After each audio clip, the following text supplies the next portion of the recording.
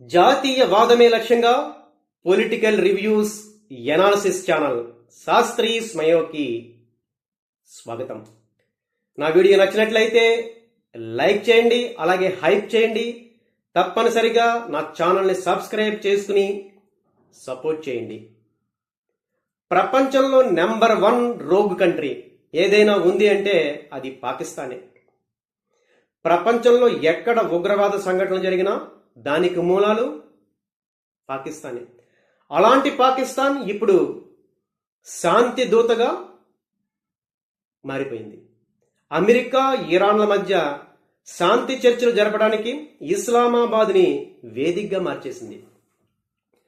పాకిస్తాన్ ప్రధానమంత్రి ఆసిఫ్ మున్నీర్ ఈ ఇద్దరు ఇంటర్నేషనల్ మీడియాకి పెద్ద శాంతి దూతలుగా పోజిస్తూ ఫోటోలు దిగారు.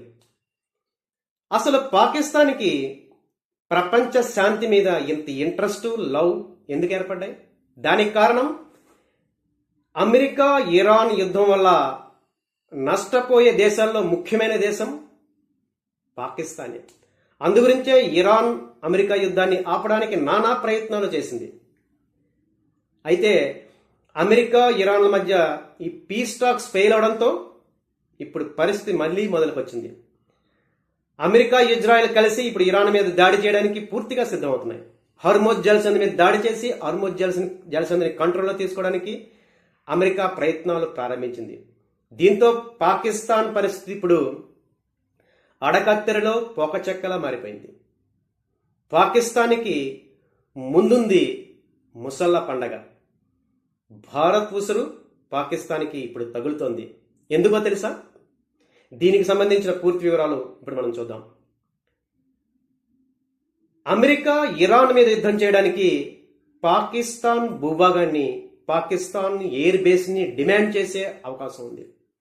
ఎందుకంటే పాకిస్తాన్ ఇరాన్ల మధ్య సుమారుగా 900 కిలోమీటర్లు భూభాగం సరిహద్దుగా ఉంది. అలాంటి సుదీర్ఘమైన సరిహద్దు ఉన్న పాకిస్తాన్ని ఇరాన్ మీద యుద్ధం చేయడానికి అమెరికా ఉపయోగించుకునే అవకాశం ఉంది. ముఖ్యంగా బలూచిస్తాన్లో ఉన్న అమెరికా సైనిక స్థావరాలు ఆధారంగా చేసుకుని ఇరాన్ మీద దాడి చేసే అవకాశం ఉంది. ఇక్కడ పాకిస్తాన్ పరిస్థితి ముందు నుయ్యి వెనక్కు గొయ్యిలా ఉంది. ఎందుకంటే అమెరికాకి నో చెప్పే ధైర్యం పాకిస్తాన్కి లేనే లేదు. ఎందుకంటే అమెరికా IMFలు ఇచ్చే ఫండ్స్తోనే పాకిస్తాన్ తన ఆర్థిక వ్యవస్థను నడిపిస్తుంది. అమెరికాకి నో చెప్తే, ఒకవేళ IMF ఫండ్స్ ఆగిపోతే పరిస్థితి చాలా తీవ్రంగా ఉంటుంది. పాకిస్తాన్ అడుక్కోవడానికి కూడా శక్తి లేని పరిస్థితి ఏర్పడుతుంది. అలాగని అమెరికాని తన భూభాగాన్ని ఉపయోగించుకుని ఇరాన్ మీద యుద్ధం చేయడానికి ఎలా చేస్తే మిత్రదేశంగా ఉన్న ఇరాన్ శత్రువుగా మారుతుంది. పాకిస్తాన్ మీద కూడా ఇరాన్ తన క్షిపణుల్ని ప్రయోగించే అవకాశం ఉంది. సో ఇది పరిస్థితి. కర్మ రిటర్న్స్ అంటే ఇదేనేమో. ఎందుకంటే ఒక పక్క బలూచిస్తాన్ దాడులు, మరొక పక్క ఆఫ్ఘనిస్తాన్ సరిహద్దులో తాలిబాన్లతో దెబ్బలాట్లు, ఇక భారత్తో ఎప్పటి నుంచో శత్రుత్వం.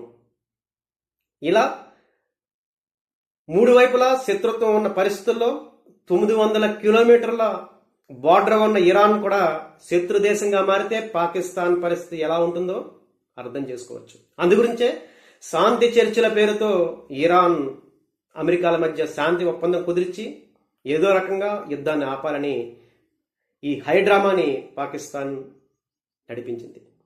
ఇక ఇరాన్ అమెరికా యుద్ధం వల్ల పాకిస్తాన్కి ఎదురయ్యే మరొక సమస్య సౌదీ అరేబియా డిఫెన్స్ డీల్. గత సంవత్సరంలో సౌదీ అరేబియా తోటి పాకిస్తాన్ డిఫెన్స్ డీల్ కుదుర్చుకుంది. దీనిలో భాగంగా సౌదీ అరేబియా నుంచి పెద్ద ఎత్తున ఆర్థిక సహాయాన్ని పొందింది. ఈ అగ్రిమెంట్ ప్రకారం ఒకవేళ సౌదీ అరేబియా మీద ఏ దేశమైనా దాడి చేస్తే పాకిస్తాన్ తన సైన్యాన్ని పంపించవలసి వస్తుంది. ఇప్పుడు ఒకవేళ ఈ ఇరాన్ యుద్ధం ముదిరితే ఇరాన్ సౌదీ అరేబియా మీద దాడి చేస్తే పెద్ద ఎత్తున పాకిస్తాన్ తన సైన్యాన్ని పంపించాలి అక్కడికి. అలాగే డిఫెన్స్ ఎక్విప్మెంట్ని, డిఫెన్స్ టెక్నాలజీని సౌదీ అరేబియాకి అందించాలి. అలా చేస్తే ఇరాన్కి పాకిస్తాన్ శత్రువుగా మారి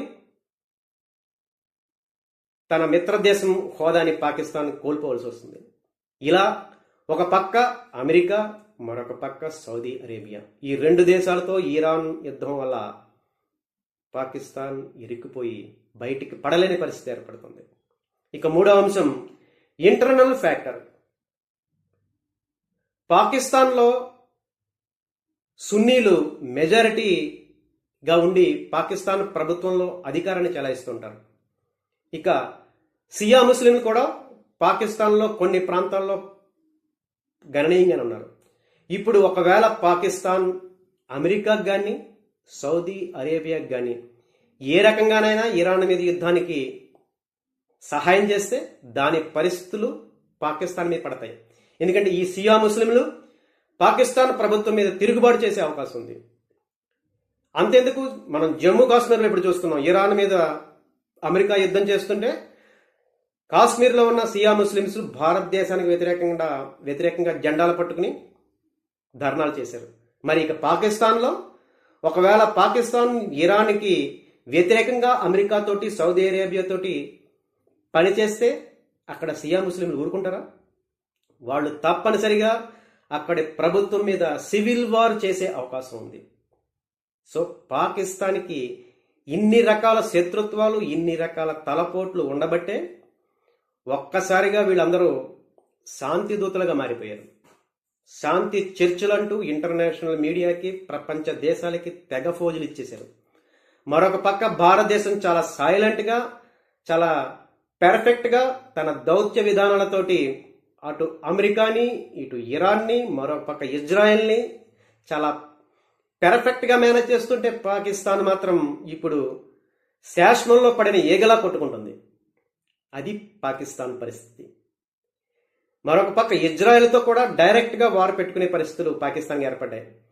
ఇజ్రాయెల్ వల్లే ఇప్పుడు ఇరాన్ యుద్ధం మరింత ముదురుతోందని, లెబనాన్ మీద ఇజ్రాయెల్ దాడి చేయడం ఒక మానవ సంబంధాలకే, మానవాళికే పెనుముప్పు అంటూ ఇజ్రాయెల్ మీద పాకిస్తాన్ చేసిన విమర్శలు ఇప్పుడు నవ్వు తెప్పిస్తున్నాయి. పాకిస్తాన్ ఈ రకంగా చెప్పడం చాలా సోద్యంగా అనిపిస్తుంది. ఇజ్రాయెల్ కూడా చాలా స్ట్రాంగ్గా పాకిస్తాన్ మీద వార్నింగ్ ఇచ్చింది. ఇలాంటి తలనొప్పులన్నీ ఈ ఇరాన్ అమెరికా యుద్ధం వల్ల పాకిస్తాన్కి ఏర్పడుతున్నాయి. ఎంకి పెళ్లి సుబ్బు చావుకు వచ్చింది అనే సామెత ఇప్పుడు పాకిస్తాన్ విషయంలో నిజమవుతుంది. అందుగురించే ఏదో రకంగా పాకిస్తాన్ ఈ యుద్ధం నుంచి బయటపడాలని, ఇరాన్ యుద్ధం నుంచి బయటపడాలని శాంతి చర్చలు అనే డ్రామాకి తెరలేపింది. కర్మ రిటర్న్స్. ఇప్పుడు పాకిస్తాన్కి అవకాశం కూడా పోయింది. ఇప్పుడు యుద్ధం ముదురుతోంది. అమెరికా వచ్చి నీ ల్యాండ్ నాకి, నేను యుద్ధం చేస్తాను ఇరాన్తో అంటే నోరు మూసుకుని కాముగా ఇవ్వాల్సిన పరిస్థితులు ఏర్పడ్డాయి. సో చూద్దాం పాకిస్తాన్ ఇప్పుడు ఏ రకంగా ఈ పరిస్థితుల్ని ఫేస్ చేస్తుందో. సో ఈరోజు ఈ వీడియోలో పాకిస్తాన్ ఇరాన్ అమెరికా యుద్ధం వల్ల ఫేస్ చేస్తున్న ప్రాబ్లం మీద, నేను వ్యక్తపరిచిన నా అభిప్రాయాల మీద మీ అభిప్రాయాల్ని తప్పనిసరిగా కామెంట్స్లో తెలియజేయండి. నా ఛానల్ ప్రధాన లక్ష్యం జాతీయవాదమే. Thank you.